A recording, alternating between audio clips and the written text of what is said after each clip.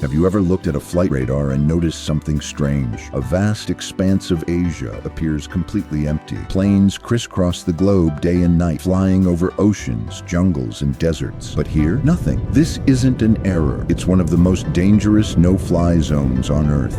A place that pilots go out of their way to avoid. Welcome to the Tibetan Plateau. In this video, we will explore why almost no airplanes dare to fly over this enormous region.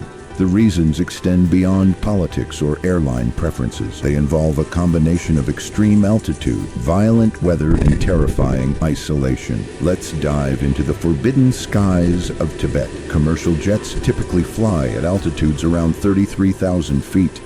This is standard and comfortable, keeping them above most turbulence. But imagine this scenario. Mid-flight, the cabin depressurizes and oxygen levels drop. The masks deploy, and you have only minutes, not hours, to descend. Pilots are trained to descend quickly to a breathable altitude of 10,000 feet. However, over the Tibetan Plateau, that's not possible. The ground sits at an altitude of 14,800 feet, meaning you would be descending straight into the side of a mountain. There simply isn't enough space between the sky and the land to descend safely.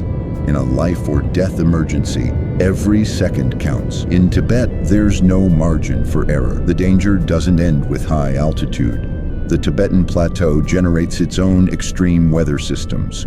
Winds whip across the mountains at jet stream speeds, and massive air currents can rise and fall without warning. Sudden turbulence can jolt a plane unexpectedly, even in perfectly clear skies. When you combine high elevation with unpredictable weather, you create a perfect storm of aviation hazards. Turbulence in this region isn't just uncomfortable, it can be violent, dangerous, and disorienting. Pilots are well aware that conditions can change in the blink of an eye. Now, let's consider the worst-case scenario. An engine fails, or a passenger suffers a heart attack. You need to land immediately. In most parts of the world, this isn't a problem. Major airports, emergency runways, and even highways can serve as landing zones. But not over Tibet. Across this vast region, there are only 5 airports, most of which are surrounded by mountains. Some are at extreme altitudes and have shorter runways with harsh winds. Even reaching these airports safely under stress is a significant challenge. In short, if you encounter trouble here, you're on your own. There are also political and technical limitations to consider. Most of the Tibetan airspace is controlled by China's military.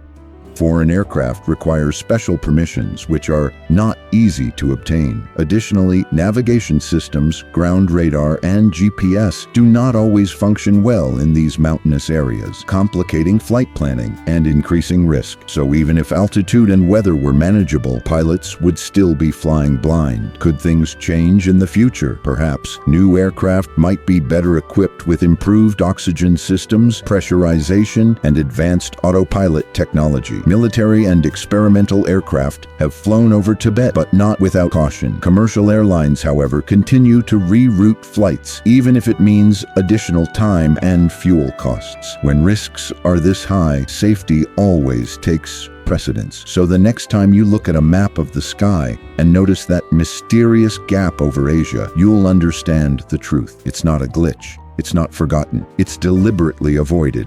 A place too high, too wild, and too unforgiving. This no-fly zone is shaped not by war or politics, but by nature itself. This is the Tibetan Plateau, and these are the forbidden skies